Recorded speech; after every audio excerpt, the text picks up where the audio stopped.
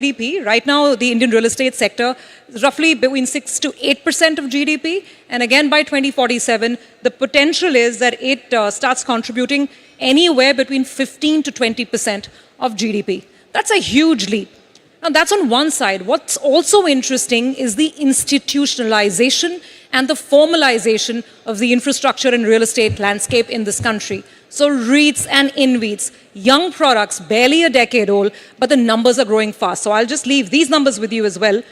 The combined AUM of REITs and InvITs has grown to just under 100 billion in FY25 versus just about 42 billion in the COVID year 2020. Just imagine the leaps and bounds real assets in this country are really seeing. So that's what we want to debate and discuss. How much is real? Is there an element of hype? Can the prices sustain and can the demand sustain? So let's start with some opening thoughts from our panelists. Mr. Khattar, we all know, we spent the last, I think, 15 months or so, reading about those high-ticket luxury apartments which were selling off in, less than like 5 hours, or was it 24 hours, right? So it's been a red-hot last 24 months for a real estate activity. Tell us more. So I think the Indian residence owner is getting far more discerning. He can afford much more. But the level of aspiration is rising very fast. So once you give a product, it's not only walls and rooms that you're giving him a complete experience and a feel of luxury in that experience. And I think that's what's doing well. Okay. Why don't you, fill us on this, Aditya, your own experience in terms of what has changed the pace of growth and where exactly are we in the cycle? The cycle started just after COVID, right? And the usual wisdom is it's a 10-year cycle. Tell us if you agree or disagree and where we are. Well, the housing cycle started right after COVID, but I think the commercial cycle has been going on for a long time. And I think you really have to look at it two ways. In one way, the market seems so hot. All the developers are releasing record numbers, but we still sell only 6 lakh homes in a country of 1.4 billion people. And if you think about China and where China was, each developer there does 50 billion of sales. Our overall 6 lakh homes, 1 crore home on average is 70 billion. So our whole industry is almost what China is doing today with one developer.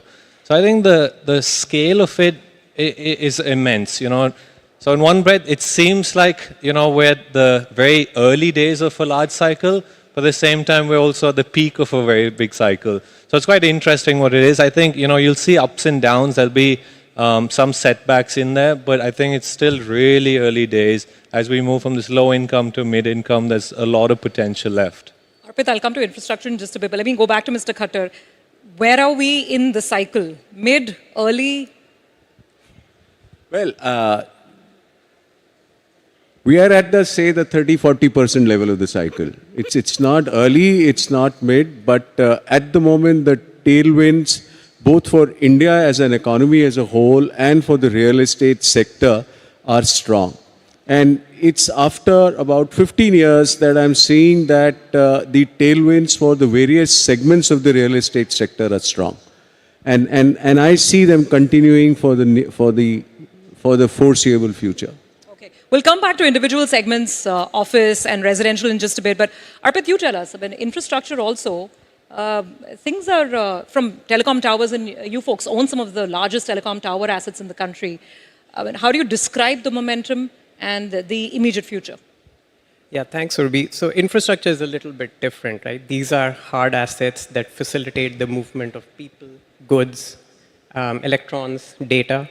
We're at the start of an infrastructure supercycle in India. Every dollar spent on infrastructure contributes $2 to GDP. And we are at the start of a $2 trillion investment cycle. So think about it when we're talking about contribution to GDP. 2 trillion contributes 4 trillion to infrastructure. So investment in infrastructure is essential, it's not optional. Now, if you get into sort of sub-segments of it, you talked about telecom towers. We still think there's quite a bit of growth left. Because remember, your mobile devices are the primary devices by which you're consuming data. And as you consume AI going forward, your mobile devices will be that primary device still. So there is a lot of build out in telecom towers. We expect another 300 to 400,000 towers over the next 5 years. You talk about data centers. We're at about 1,200 megawatts. That's expected to triple by any conservative estimate in the next 5 years. Or you talk about transmission lines, renewable assets. I can go on and on, but the reality is this is a secular trend, and there's no real cycle. We're just at the start of it. So let me try and sort of map this with some numbers. I think if you talk about total assets, which are managed by InvITs in India, we're at about, I think, just under $75 billion, right, of total assets. REITs are, of course, a lot smaller at about 20 billion. Now, since you talk about this explosive growth, this number of 75 billion of assets under InvITs, where do you expect it to go, and which sort of assets will lead this? Yeah, absolutely. And I think there are estimates out there, but essentially over the next 5 years, we're expecting the AUM under InvITs to triple. And remember, InvITs are just one of the financing tools for infrastructure. So there's going to be other pools of capital that will invest in infrastructure. Now, just stepping back, the number you mentioned 5-6 years ago, I remember when the InvITs were first starting to sort of come up. Brookfield at one point Brookfield sponsored InvITs at one point for more than 50% of the market, which was staggering. Today that number has come down to about 20%, which is just the proliferation of InvITs in the market. And that's just a testament to the attractiveness of that. There are, if you go through the regulatory landscape, if you look at the investment returns of InvITs, and just to give you those stats, since inception, InvITs have delivered about 16% returns. And interestingly, of that 16, 7% is through cash yields. So think about it. You're not actually taking a lot of, there is capital appreciation, but you're taking lower risk on the market movements. And if you compare that to the Nifty 50, that number over the last 5 years is 1% yield for a similar return. So it's a very interesting sort of lower risk asset class. I think the equity market performance by itself has made sure that REITs and InvITs are absolutely, shining under the arc lights, bright, especially in the last 1 year, right? We'll come back to this and we'll talk about InvITs in more detail in just a bit. But gentlemen, now let's talk real estate and let's kind of break down what's been happening in, in the office market, the commercial real estate market. Grade A office space is, I think, flying. And I saw some numbers. I think out of the roughly 80 million, if I remember correctly, square feet of absorption that's expected for this year, more than 90% is grade A offices. We know the demand that GCCs, for instance, are bringing about in cities like Hyderabad and Bengaluru. But the question is this. We're living in times which are dedicated by Mr. Trump. And isn't that the biggest risk in the room now? I mean, will this GCC demand continue to be as robust? Yeah. May I? Absolutely, sir. So I think the Indian commercial real estate market landscape has changed completely. Today, India offers a high quality, technically qualified young workforce at a fraction of the cost of what it would be in the developed countries. At the same time, India is now offering global quality real estate at a fraction of the cost. Now, if you take the combination of these two competitive advantages, it's a very compelling reason for international companies to come and set up business in India. Now, this is further supported by a very strong digital backbone that India has. And therefore, once you're in a virtual world, whether you're sitting in Seoul or Hong Kong or Delhi or Bangalore or somewhere in the US, it does not make a difference. And I think this market will grow very well. If I may please add a few more things to it, these global companies that are coming to India are now no longer looking just at real estate. They are looking at other aspects which go with just creating the concrete.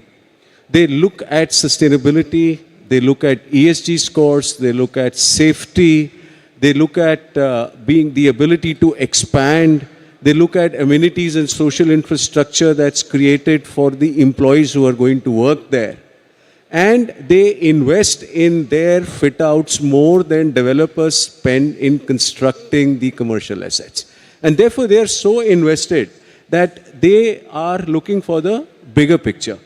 But no, absolutely, no taking away from all the points you made. But the question is if these companies suddenly start getting disincentivized, especially in, let's say taxes is an instrument widely debated right now, if there are disincentives to send work overseas, and I don't call it offshoring necessarily because GCCs are doing some very high-end work, now, especially now, isn't that a real threat and a real challenge? Maybe Aditya, you want to pitch in? Yeah, so maybe, they have no other choice. Yeah. That it's all about the talent, besides the fraction of a cost where 1/3 of real estate, 1/3 of people cost, but it's just the availability of talent.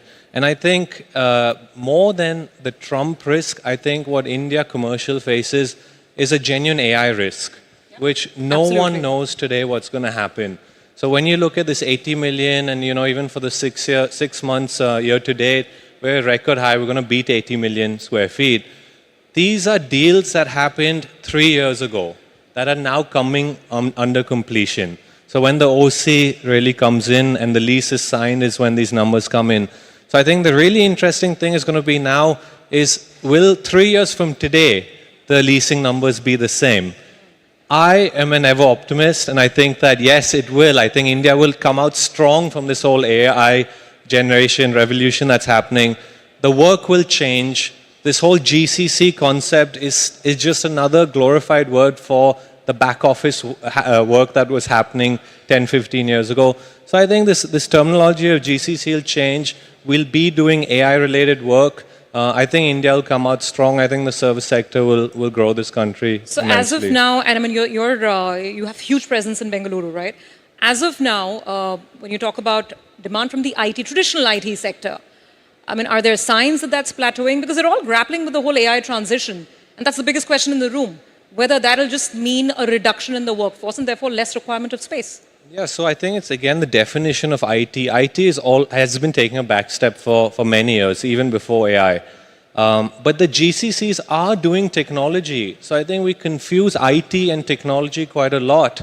These GCCs are very deep tech companies. The innovation is happening in India. So I just think people blur the lines between IT and GCCs quite often.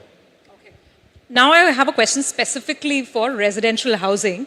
And it's a really interesting line I picked out from a Knight Frank report. I'm going to quote it verbatim because it's them saying it. I'm not saying it, okay? And I quote, inventory levels in the higher ticket sizes, particularly those in the 20 to 50 million and in the 200 to 500 million categories, have grown by 47 and 19% year on year respectively, and warrant a closer look in terms of an assessment on whether the residential market, premium luxury residential market, is overheating. So, is overheating? I don't think so. What's really happening is that, and this phenomena probably started post-COVID when the economy started doing very well, and it had a little overspill of the COVID days also. I have seen that the younger generations now don't want to stay with their parents. They don't want to stay in a joint family where you have a bungalow and you stay on each floor. And they really want to be on their own. And when they want to be on their own, then luxury condominium housing is the next option that they have. And the option provides them with a lifestyle which they could never get staying in a farmhouse or in a colony. And it's here to stay. It will continue to grow. Except it depends how you define luxury. Do you define luxury when you buy an apartment for 6 to 8 crores or for 20 crores or for 40 crores? So, I mean, if you just look at sales numbers, residential this year across pan-India, January to September, that's the latest data that I found, sales have plateaued. I mean, they're stable, but they've sort of plateaued, I think, -1%. The question is on pricing. I mean, do you see scope for pricing to appreciate from where we are when it comes to premium real estate? Yes, the pricing will continue to improve, but I would request you to look at real estate from a long-term time horizon and not from 3 months, 6 months, 9 months. This is not an industry which works around those cycles. It's not like the production of a white good which is produced, sold, and then next year, 2 years later, you want to change. You should look at this industry more from a 7, 10, 12-year horizon and then look at the pricing and then see what the growth rates are. The studies that we do, we believe that, and these are historic studies, so we see that the residential markets tend to grow, the value tends to grow slightly below equity, but much higher than debt. And that's what I think one should look at, and not look at the immediate past or the immediate future in terms of the price. Fair enough. Now let's look at future growth and how the growth is going to be funded. We discussed, pools of capital, REITs and InvITs, among them. Let's come back and talk infrastructure assets, Arpit. Purely from a capital standpoint, what are we looking at? What kind of capital? What will be the color of capital, foreign, local, domestic, that will keep funding this infrastructure growth? And then what's the best way for an investor to play this rise? Yeah, absolutely. I think it, to your question, I would probably split infrastructure into various phases of development. If you're talking about developing infrastructure ground up, that will primarily, in our view, be led by the government and Indian developers. But once those assets are operational, they can be switched over to institutional investors such as ourselves, who have built real operating teams on the ground to be able to manage these assets. Additionally, we will also tap into InvITs to be able to fund these operating assets. And to your point around, specifically on InvITs, if you think about before InvITs, investors such as ourselves didn't really have the ability to invest in these assets.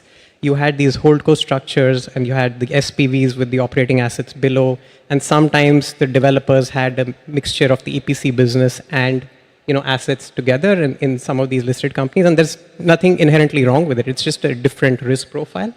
Now with InvITs, as an investor, you and I have access to these underlying assets directly, the cash flows coming out of these assets. So I think that will continue to be an attractive sort of destination. Okay. So if I were to ask you, Aditya, I want to invest in hard assets here in India. What should be the best vehicle of choice?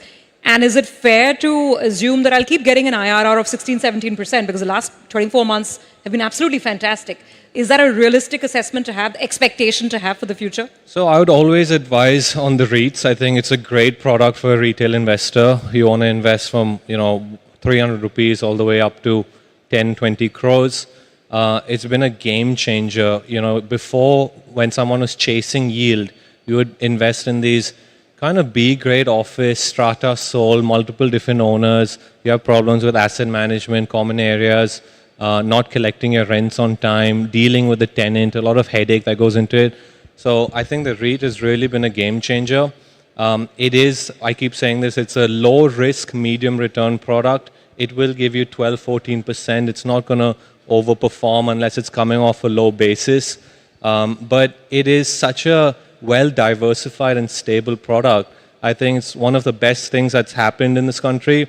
Still early days, 20 billion market cap, listed real estate's 100 billion, 20% of the market is REITs. When you compare that to the US, is 95 plus. 95% of listed real estate is in REITs. Now, I don't think we'll get there because those are residential, healthcare, storage REITs. We're not that mature yet, but definitely you want to invest in grade A assets. The liquid REITs are the best way to do it. People need to move away from the strata mindset if you're chasing yield. If you want to buy an office for yourself, fair, but I think that education has to continue to happen to our retail investors for them to be able to genuinely make a yield.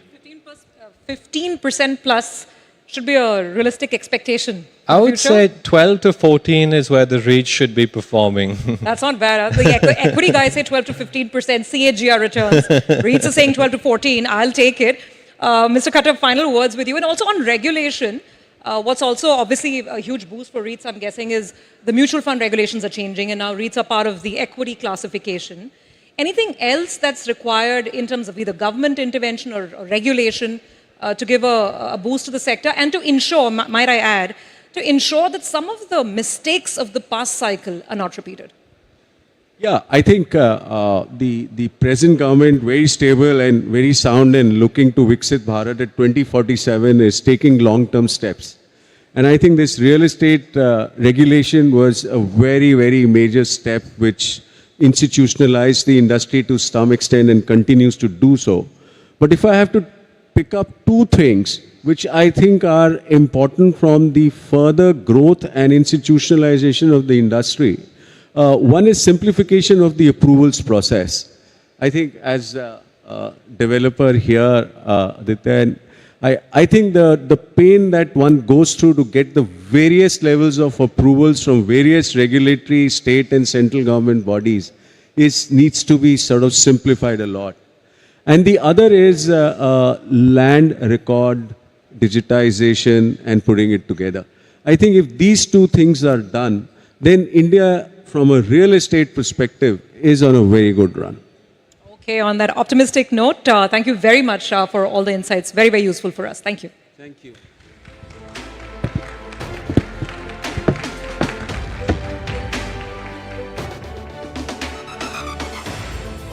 Thank you, panelists, and thank you, Surbhi, for that insightful conversation. Ladies and gentlemen, one more time, a huge round of applause.